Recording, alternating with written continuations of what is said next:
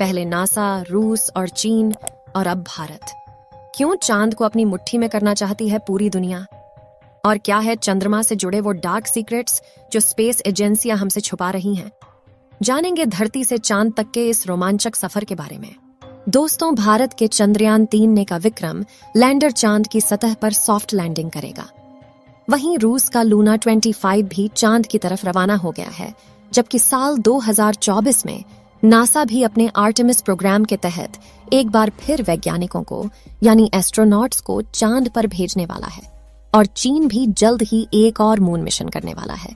लेकिन अब सवाल आता है कि इन सभी देशों को चांद पर ऐसा क्या दिख गया जो चारों ओर चांद पर पहले पहुंचने की होड़ मची हुई है? और चांद से जुड़े ऐसे कौन से रहस्य हैं जिनसे से पर्दा उठाते ही हमारा चांद को देखने का नजरिया ही बदल जाएगा? जानेंगे पृथ्वी से चांद तक के इस रोमांचक सफर की कुछ खास बातें। तो जल्दी से अपनी कुर्सी की पेटी बांध लीजिए और पूरा वीडियो जरूर देखिए। दोस्तों, चांद हमारी पृथ्वी से 3,84,400 किलोमीटर दूर है और अगर हम सीधा रास्ता पकड़ते हैं तो इसी के आसपास डिस्टेंस में ही हम चांद की सतह पर पहुंच जाएंगे। जबकि भारत के चंद्रयान 3 के रास्ते से हमें चांद पर पहुंचने में 42 दिन लगेंगे, क्योंकि चंद्रयान 3 ने चंद्रमा की तरफ जाने का अंडाकार रास्ता चुना है, जिसमें वो पहले पृथ्वी के चक्कर लगाकर चांद की ओर एक लंबे रूट से बढ़ेगा और फिर चांद के चक्कर लगाकर लैंडिंग करेगा। हालांकि यह रास्ता काफी किफायती तो है, लेकिन इसमें हमें एस्ट्रोनॉट के लिए बहुत खाना, ऑक्सीजन और पानी की जरूरत पड़ेगी, जिसे स्टोर करने के लिए बड़ा स्पेसक्राफ्ट चाहिए होगा। और इस रास्ते से जाने पर 30 लाख किलोमीटर की दूरी तय करके हम काफी थक भी जाएंगे। इसलिए चलिए हम अमेरिका और रूस वाले सीधे रास्ते से ही चांद की तरफ चलते हैं और इस रास्ते से हमें चांद पर पहुंचने में 4 से 5 दिन लगेंगे। जब स्पेसक्राफ्ट का लैंडर आपको चांद पर उतारेगा तो बाहर आने के लिए आपको सबसे पहले अपना स्पेस सूट पहनना होगा, क्योंकि चांद पर काफी पतला वातावरण है और इसमें ऑक्सीजन मौजूद नहीं है।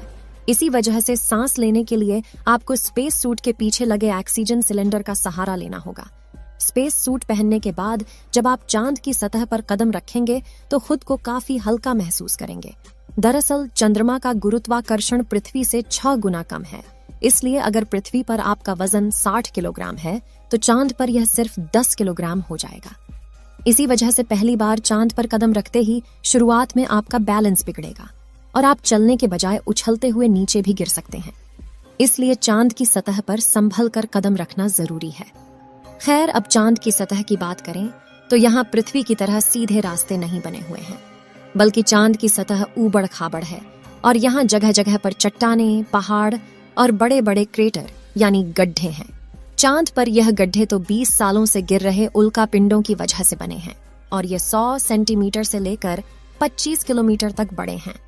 वहीं चांद की मिट्टी यानी कि लूनर सॉइल बिल्कुल ज्वालामुखी से निकलने वाली राख जितनी पतली है और इसका रंग भी पृथ्वी की मिट्टी से ज्यादा डार्क, बिल्कुल सीमेंट की तरह होता है।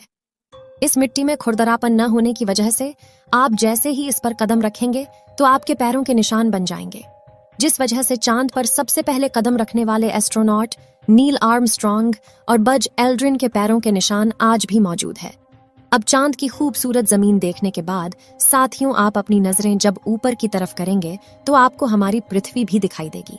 जैसे पृथ्वी पर चांद का उदय होता है, वैसे ही चांद पर भी पृथ्वी का उदय होता है। बस फर्क इतना है कि पृथ्वी से देखने पर चांद काफी छोटा लगता है और चांद से देखने पर पृथ्वी बहुत बड़ी दिखाई देती है। और यहाँ से धरती की खूबसूरती देखकर आप खुश हो जाओगे। अब अगर आप चांद के उत्तरी ध्रुव पर लैंड करोगे तो आपको अपने आसपास भूतकाल में फैले हुए स्पेस मिशन के स्पेसक्राफ्ट और सैटेलाइट के टुकड़ों के साथ प्लास्टिक बैग में भरा हुआ कूड़ा भी दिखेगा। ये कूड़ा नासा के उन 12 एस्ट्रोनॉट्स ने फेंका है जो चांद पर जा पाए। दरअसल इन बैग्स में इनका मलमूत्र और खाने के रैपर्स और बिस्किट है। वहीं अगर आप चांद के दक्षिणी ध्रुव पर उस जगह उतरते हैं जहां 4 साल पहले चंद्रयान 2 क्रैश लैंड होकर गिरा था, तो वो आज भी आपको उतनी बुरी कंडीशन में ही मिलेगा, क्योंकि क्रैश लैंड होने के बाद न तो वह बारिश और न ही तूफानी बवंडर से रूबरू हुआ है। इसलिए अगर आप उसे अपने स्पेस क्राफ्ट में फिट करके पृथ्वी पर वापस ले आए तो उसे ठीक करके वापस भेजा जा सकता है। दोस्तों, आप यह तो जानते ही होंगे कि स्पेस के सभी ऑब्जेक्ट्स पर अचानक उल्का पिंडों की बारिश हो जाती है। यह तो अच्छा है कि पृथ्वी की मैग्नेटिक फील्ड इन उल्का पिंडों को या तो साइड में धकेल देती है या फिर ग्रेविटी और एटमॉस्फेयर इसे धरती तक पहुंचने के पहले ही जलाकर राख कर देते हैं। लेकिन चांद की मैग्नेटिक फील्ड पृथ्वी के मुकाबले काफी कमजोर है। इसकी ग्रेविटी भी कम है और यहाँ घना वातावरण भी मौजूद नहीं है। इसी वजह से चांद पर लगातार उल्का पिंडों की बारिश होती रहती है। ऐसे में कोई भी उल्का पिंड गिरकर आपको पल भर में मौत के घाट उतार सकता है। इसलिए आपको उल्का पिंडों पर नजर लगाए बैठे कमांड सेंटर के वैज्ञानिकों से लगातार संपर्क बनाए रखना होगा। अब अगर आप सोच रहे हैं कि आप अपने किसी दोस्त या फिर लाइफ पार्टनर को चांद पर साथ लेकर जाकर गप्पे लड़ाते हुए अपने मून मिशन पर काम करें, तो आपको बता दें कि ऐसा मुमकिन नहीं है, क्योंकि चांद पर वातावरण न होने की वजह से साउंड वेव चल नहीं पाते। यानी कि अगर आप अपने साथी को कुछ बोलेंगे तो वह आपके होंठ हिलते हुए तो देखेगा, लेकिन आपकी आवाज नहीं सुन पाएगा। इतना ही नहीं, चांद पर आपको अपनी आवाज तक नहीं सुनाई देगी, मानो जैसे मोबाइल की तरह किसी ने आपको भी साइलेंट मोड पर डाल दिया है। हालांकि एस्ट्रोनॉट चांद पर एक दृश्य स्पेस सूट पहनते हैं जिसमें साउंड पुश करवाने के लिए नाइट्रोजन और ऑक्सीजन की मदद से कृत्रिम वायुमंडल बनाया जाता है। साथ ही इन्हें एक माइक्रोफोन वाली हेडफोन पहनाई जाती है जिसके जरिए यह अपने साथी और कमांड सेंटर की आवाज सुन सके और जवाब भी दे सकें। अब दोस्तों, चांद पर अपने काम को पूरा करके जब आप सोने जाएंगे तो सुबह आपको सूरज की रोशनी नींद से नहीं जगाएगी, क्योंकि चांद को अपनी धुरी पर घूमने में 28 दिन लगते हैं, जिस वजह से चंद्रमा पर एक दिन 14 दिन का होता है और 14 दिन की रात होती है। यानी कि वहां का एक दिन पृथ्वी के 28 दिन के बराबर होता है। हम चांद का सिर्फ एक हिस्सा आज तक देख पाए हैं, और अगर आप चांद के पिछले हिस्से के अंधेरे वाले इलाके पर पहुंच गए तो आपके साथ काफी खौफनाक चीजें हो सकती हैं।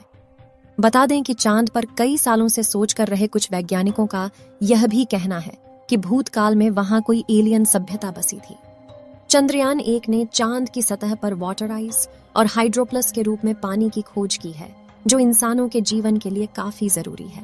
इसके अलावा अंतरिक्ष में चांद ही पृथ्वी के सबसे करीब है, इसलिए भविष्य में वहां जाकर बसना हमारे लिए काफी किफायती साबित होगा। वहीं यहाँ पर हम एक और स्टेशन भी बना सकते हैं। इन्हीं कारणों की वजह से सभी स्पेस एजेंसी चांद में सबसे ज्यादा दिलचस्पी दिखाती है। तो दोस्तों, अगर भविष्य में मौका मिले तो क्या आप चांद पर जाकर बसना चाहेंगे? अपनी राय कमेंट में जरूर बताएं। आज के लिए इतना ही। आपकी आखिरी जिम्मेदारी इस वीडियो को लाइक करके शेयर करने की है। इसे ज्यादा से ज्यादा मित्रों तक शेयर करें ताकि उन्हें भी जानकारी मिल सके। और भी ऐसी ही नॉलेजेबल वीडियो के लिए अपने भरोसेमंद चैनल को सब्सक्राइब जरूर करें और बेल आइकन को ऑल पर सिलेक्ट करना बिल्कुल ना भूलें। वीडियो को अंत तक देखने के लिए धन्यवाद।